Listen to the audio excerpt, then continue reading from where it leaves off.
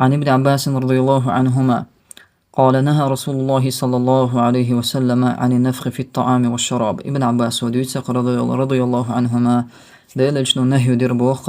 ابن عباس هو يا امانت اموخ بيهت اشتا اعمل شول هما خيخولي لازم الله هما نات اموخ بيهتر جو سديعر اتهمانت سديعر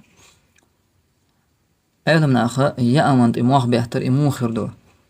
إذا بلغل ديناخا عيالم ناخا إز موخ دو مثلا يوخ يلا يا أم هون حلقة واحد لنا تو إز شل غير شا أعطي موخ بيهتر إذا ما جين داعتون شل يلا تا يتيز ذات موخ تبيهتشا هند ألشا بقراتنا دقز دوشتول ناخن دقز خيجتول تهم دا ليشون بو مثلا يسن بقع يا أم يلاحتون يا شتش توي مثلا تقيتي شون بو تي أمنا تولتي حناخنا يا أمخ قيت قال بيزم خير باه چم بير بو اتسا يا أمخ إشتا مولشل هم يلا خيدا لا مثلا إشتا تموخ بيحشي چو سأتسدو يعشا دديشتون إذا ديلجنو صلى الله عليه وسلم نهيدنا تموخ بيحتر يوشل يا أمانا إشتا مولشل همان چو سدي عرا